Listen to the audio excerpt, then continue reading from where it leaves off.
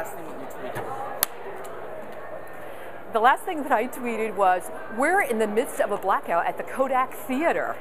Oh, wow. And what that was the last thing I tweeted. Your computer didn't crash because you're using a laptop, right? No, I've got a Trio. Nice. Because I haven't been able to get access here on the internet at all. I can't get out. So something's happening with my laptop, which I brought. So I'm just using my handheld, which is great. And you were saying that you tweet for March of Dimes. Can you tell me about it? I've been tweeting for the March of Dimes since 2007. So I started tweeting in August of 2007. So you know Twitter started in April. So I've been tweeting for a really long time. I started out I'm tweeting in a topical way. So I started out pushing, because of course we're all about babies, saving babies. So I started out pushing pregnancy tips. So I wanted to reach a community of younger women with, how can I reach out to these women in the space where they are with my messaging? So I was trying to figure it out, and text messaging was uber expensive. And so I just couldn't do it. And so I'm like, you know what, Twitter, that rocks.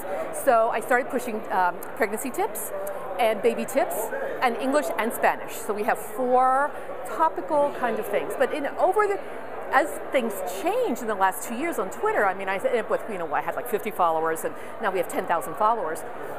But over time, things change. And so now, it's interesting because we're listening to people, we're listening to conversations about not only the March of Dimes and our brand and what are you saying about us, but also specifically about women if they're having a complication with their pregnancy or a risk, or their baby's being diagnosed, or the baby's in a NICU because it came too early. So now I can not only listen to what their situation is, but I can give them information, I can give them resources, I can reach them directly. So that's really great. Right now, as you know, H1N1, big flu crisis. A lot of 28 pregnant women have died since August. So this is a big health crisis. Women are compromised during their pregnancies, so because they're immunosuppressed. So it's important for us to get that messaging out.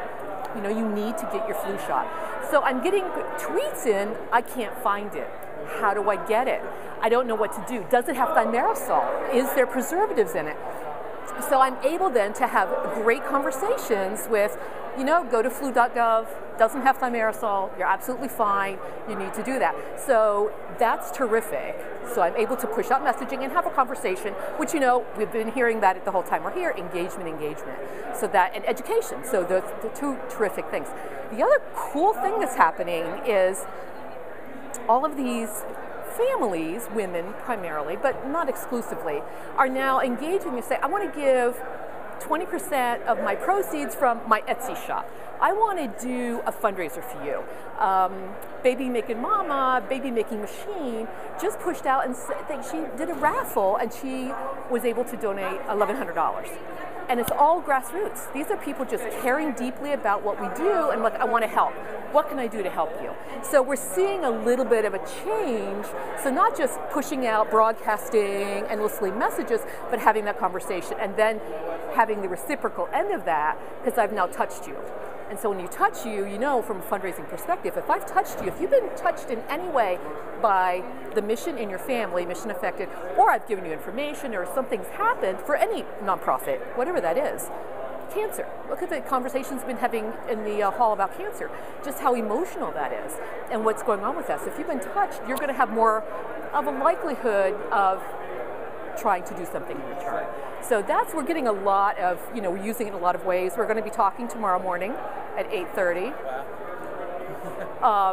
Public health messaging.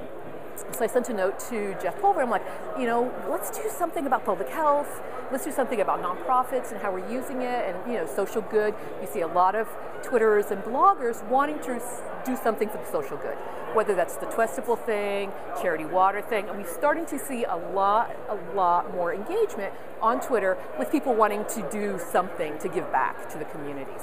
So I think that Twitter's changing completely. We need to go with the flow. We've been hearing that all day about what is the next phase going to be, and I think it's going to be this conversation. How do we do that? And I love that he said, small talk is big again, because that's what we do. It is a cocktail party, and I can talk to you and you and you, and we can actually engage, what's going on. And I think that's just super terrific. So I'm excited about my panel tomorrow. We have some other great nonprofits, health nonprofits here.